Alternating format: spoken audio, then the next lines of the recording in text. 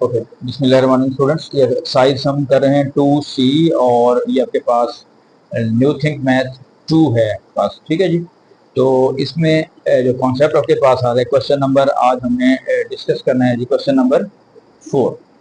Last हमने discuss किया था कि जब आप साइमल्टेनियस क्वेश्चन को सॉल्व कर रहे होते हैं तो उसकी हमने दो मेथड पढ़े हुए हैं। पहले से ग्राफिकल मेथड है कि अगर ग्राफ्स बनाते हैं जहाँ पे इंटरसेक्टिंग पॉइंट होता है तो उसका आंसर आता है। एक हमने पढ़ा है एलिमिनेशन मेथड। आज हम जो इसका पढ़ रहे हैं basically using the substitution method solve each of the following pairs of simultaneous equations, ठीक है जी। अब सब्स्टिट्यूशन मेथड क्या होता है देखिएगा, इसको हम डिस्कस कर लेते हैं।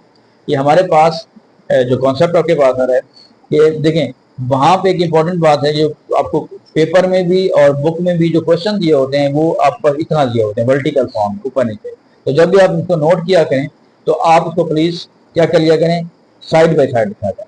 अब सब्स्टिट्यूशन का कॉन्सेप्ट होता है कि तब्दील करना। जैसे आप लोग फुटबॉल खेल रहे होते हैं, फुटबॉल में एक प्लेयर जो होता है वो सब्स्टिट्यूट हो जाता है, ठीक है, एक प्लेयर की जगह पे दूसरा आ जाता है। तो यहाँ पर वही कॉन्सेप्ट है। अब इसका कॉन्सेप्ट आपने क्या करना है कि किसी एक इक्वेशन से हम x की या y की वैल्यू निकाल लेंगे, ठीक है। फर्ज हम y को इधर ले जाते हैं तो x इज इक्वल टू 7, ये प्लस का y है, जब राइट पे जाएगा तो माइनस y हो जाएगा, ठीक हो गया। इसको मैं इक्वेशन नंबर 1 कह रहा हूँ, इसको इक्वेशन नंबर, चलो इसको मैं 1 कह देता हूँ, इसको मैं 2 कह रहा हूँ। अब हम क्या करेंगे, पुटिंग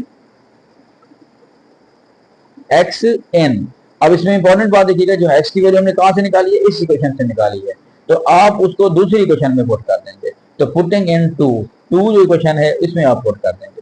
तो क्या करेंगे, देखें x की जगह पे आप सब्स्टिट्यूट कर रहे हैं 7 माइनस वाई, और आगे माइनस वाई वैसे लिखा हुआ है, और इज इक्वल टू 5। हाँ जी, ये समझाई बात की भाई। इसमें ये न्यू जो स्टेप है वो यही है।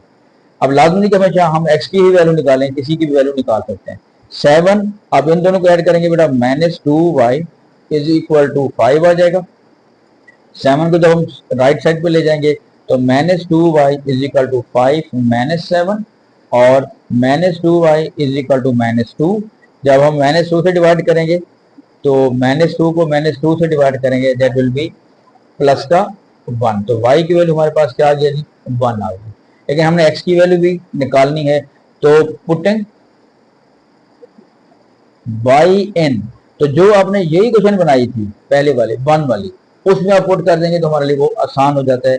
1 में जब पुट करेंगे तो हमारे पास इक्वेशन आ रही है जी, x is equal to 7 minus Y.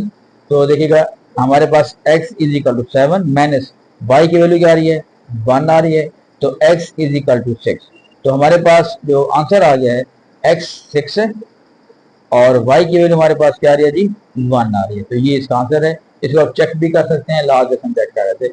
इसी तरह हमारे पास एक और हम एक पार्ट करते हैं, इसमें वैसे काफी पार्ट्स हैं, तो मैं यहाँ पे सी पार्ट मैं यहाँ पे डिस्कस कर रहा हूँ, ठीक है जी, सी पार्ट। लेकिन इसमें भी वही बात आ रही है कि आपने किसी एक इक्वेशन से x की या y की वैल्यू निकालनी है, लेकिन इसमें थोड़ा सा सेंस यूज कर लेना है कि किस में हम आसान है कि हम x की वैल्यू निकालें या y की वैल्यू निकालें। लेकिन इसमें जब हम x की वैल्यू निकालेंगे तो वो फ्रैक्शन में चला जाएगा, y की वैल्यू निकालेंगे तब भी फ्रैक्शन में चला जाएगा। ज्यादा इजी है कि हम इसमें से y की वैल्यू निकाल लें। कैसे, 3x को हम अगर राइट साइड पे ले जाते हैं तो क्या बन जाएगा जी, y is equal to minus 3x minus का 4। अब मैं इस इक्वेशन को 1 अगर कह रहा हूँ, इस इक्वेशन को हम क्या कह देते हैं जी, 2 कह देते हैं। अब अपनी तरफ से कोई भी नाम दे सकते हैं, a b c का भी नाम दे सकते हैं। अब मैं क्या कह रहा हूँ जी, सब्स्टिट्यूट कर दें, सब्स्टिट्यूट y n। अब अपने y की वैल्यू इस इक्वेशन से निकालिए तो वापस उसी इक्वेशन में पुट नहीं करना, आपने सब्स्टिट्यूट नहीं करना, आपने दूसरी इक्वेशन में पुट करना, यानी जिससे निकाली है आपने उसमें दोबारा सब्स्टिट्यूट नहीं करना। n1, अब 1 में जब लिखेंगे तो इक्वेशन क्या बन रही है हमारे पास, 2x minus 7y is equal to 5, ठीक है। तो अगर इसको आप यूं भी कर सकते हैं, इधर ही आप पुट कर सकते हैं, ठीक हो गया। तो 1 में जब पुट करेंगे, देखें यहाँ पे आ जाएगा 2x माइनस 7।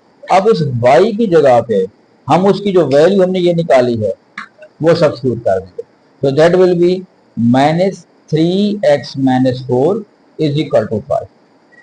अब आपका क्या हुआ, जैसे ही हमने ये स्टेप किए है हमारे पास अब जो इक्वेशन है वो एक ही वेरिएबल में आ गई है, ठीक है जी। इक्वेशन जो है हमारे पास एक ही वेरिएबल में आ गई है। पहले यहाँ पे 2 वेरिएबल थे, x भी था और y भी था। अब हमारे पास एक ही x बन गया है, इसको हमने सिंपलीफाई करना है। अच्छा जी, अब आपको जब सिंपलीफाई करेंगे इसको तो क्या करेंगे हम, ये 2x इसे मल्टीप्लाई भी करेंगे, इसे भी मल्टीप्लाई करेंगे, that will be minus minus plus 21x plus 28 is equal to 5। अच्छा जी, अब बेटा क्या होगा 2x और 21x, तो दैट विल बी 23x। अगर हम 28 को इधर ले जाते हैं राइट साइड पे तो 5 माइनस 28, तो that will be 23x is equal to, बड़ी वैल्यू माइनस की है तो माइनस का 23 आ जाएगा। ठीक है, अब आप 23 से जब डिवाइड करेंगे x is equal to minus 23 upon 23, तो x की वैल्यू हमारे पास क्या आ रही है जी, -1 आ गई। ठीक हो गया। फिर हमने क्योंकि y की वैल्यू निकालनी है तो इसको मैं यहां से खत्म कर देता हूँ, पुटिंग x n।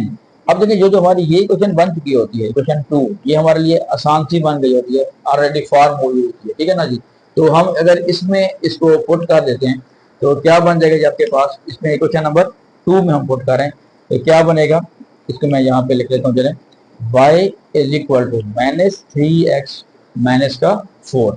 अब y is equal to -3, x की वैल्यू हमने क्या निकाली है जी, -1 और माइनस का 4 आ जाएगा, तो that will be y is equal to minus minus plus 3 -4। इधर देखें, और y इज इक्वल टू, बड़ी वैल्यू कौन सी आ रही है, -1 आ रही है, तो ये भी -1 आ गया। तो इसका मतलब है कि हमारे पास इस वक्त जो x की वैल्यू आई है वो भी -1 आई है जी, और जो y की वैल्यू हमारे पास आ रही है वो भी -1 आ रही है। ठीक है, इसको आप फिर चेक भी कर सकते हैं। तो this is the basically the substitution method.